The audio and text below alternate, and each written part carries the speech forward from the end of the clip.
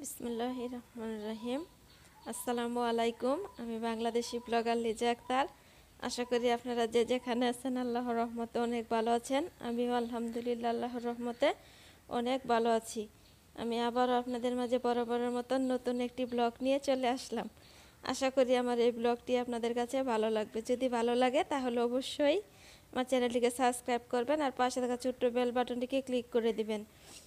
আর আমি যখনই নতুন নতুন ভিডিও দেব আপনাদের মাঝে সাথে সাথে নোটিফিকেশন চলে যাবে আর সাথে সাথে আপনারা দেখতে পাবেন। আর কমেন্টস করে জানিয়ে দেবেন আপনাদের মতামত আপনাদের কাছে কেমন লাগলো, একটি লাইক দিয়ে দিবেন। এই যে আমি চলে আসলাম দুপুরের রান্না নিয়ে। আজকে আমি রান্না করব পাট শাক ভাজি করব, মাছ ভাজি করব আর করব মহিষের গোস্ত রান্না। তাহলে আমি আপনাদের কাছে মহিষের গোস্ত রান্নাটা শেয়ার করব। যে আমি এখানে 4টি দারচিনি নিয়েছি, এলাচি নিয়েছি, তেজপাতা নিয়েছি 2টি, আদা বাটা নিয়েছি 1 টেবিল চামচ, রসুন বাটা 1 টেবিল চামচ, জিরা বাটা 1 টেবিল চামচ,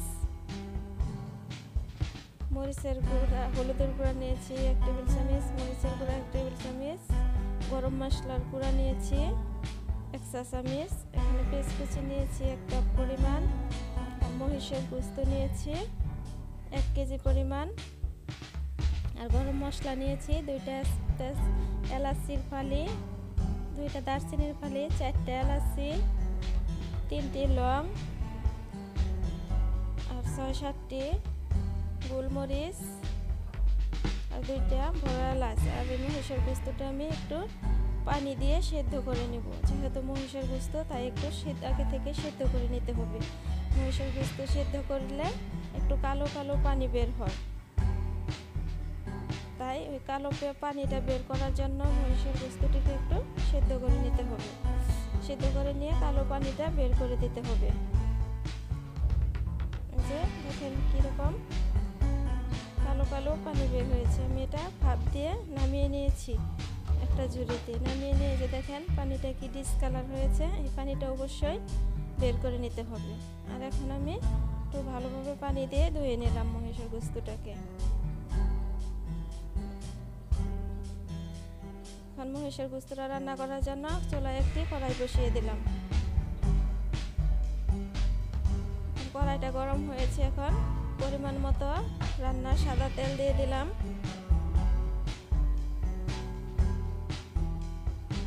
দিয়ে এখানে গরম মশলাগুলি দিয়ে দিলাম।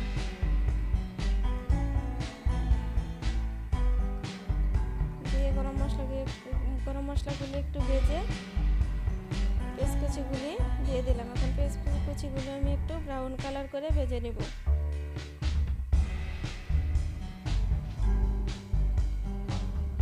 ব্রাউন কালার করে পেস্টগুলিকে আমি একটু ভেজে নিয়েছি। এখন এখানে দিয়ে দেব আদা রসুনের পেস্টগুলি আর জিরা বাটা। এগুলো একটু ভেজে নিচ্ছি। আদা রসুনের একটি কাঁচা কাঁচা গন্ধ আছে, সেটা আর থাকবে না এভাবে করে ভেজে নিলে সুন্দর একটা ঘ্রাণ চলে আসে।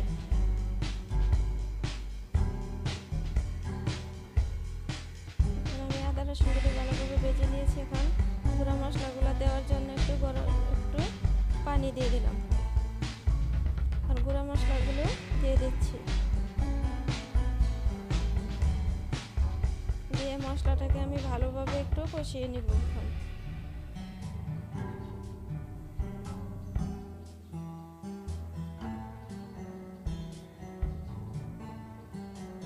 ভালোভাবে মশলাটাকে কষিয়ে এখন মহিষের গোস্তটা কষানো মশলায় দিয়ে দিলাম।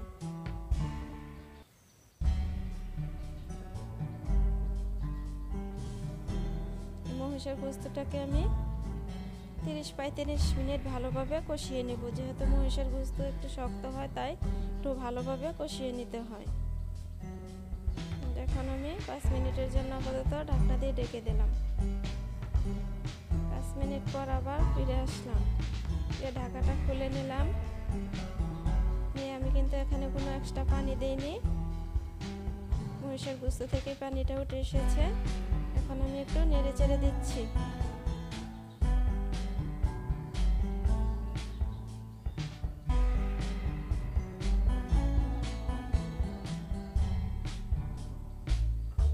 নেড়েচেড়ে দিয়ে আবার আমি 5 মিনিটের জন্য ঢাকা দিয়ে ঢেকে দিলাম। আমি আবারও 5 মিনিট পর ফিরে আসলাম। আমি এটাকে আবারও একটু ভালোভাবে কষিয়ে নিব। আর দিয়ে দিলাম কতগুলি রসুনের কোয়া। এই রসুনের কোয়াটা ভালোভাবে দিলে মহিষের যে একটা গ্যাস আছে সেটা আর থাকে না, তাই কয়েকটি রসুনের কোয়া দিয়ে আবারও আমি নেড়ে চেড়ে নিলাম। আর এটা আমি 35 মিনিটের মতো কষিয়ে নিয়েছি। এখন দিয়ে দিলাম গরম পানি। পানিটা অবশ্যই গরম দিতে হবে। আমি পর্যাপ্ত পরিমাণ পানি দিয়ে দিলাম, দিয়ে আবারও আমি 30-35 মিনিট রান্না করে নিব। এটা একটু ভুনা ভুনা টাইপের রাখবো। এরপর 5 মিনিটের জন্য ঘুরে দিলাম, ঢাকনা দিয়ে ঢেকে দিলাম। 5 মিনিট পর ঢাকনাটা খুলে নিলাম।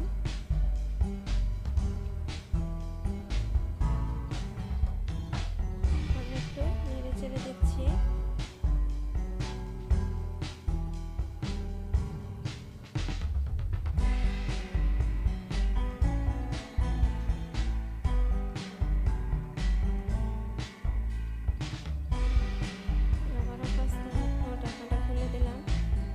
আমি আরো কয়েকবার একটু নেড়ে চেড়ে দিয়েছিলাম।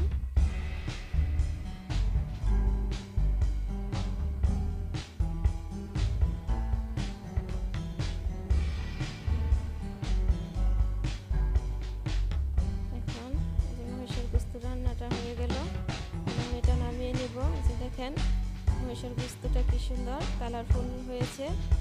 এই মহিষের গোশত রান্নাটা অনেক মজা হয়েছিল, সবাই মজা করে খেয়েছি। আমি একটা ডিশে বেড়ে নিচ্ছি।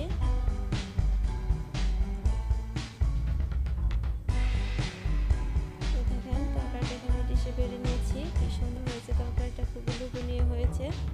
আশা করি আপনাদের কাছে ভালো লাগবে। যদি ভালো লাগে অবশ্যই কমেন্টস করে জানিয়ে দেবেন আর একটি লাইক দিয়ে দেবেন। আর আমার পাশে সব সময় থাকবেন। তাহলে আজকে এ পর্যন্তই। সবাই ভালো থাকবেন।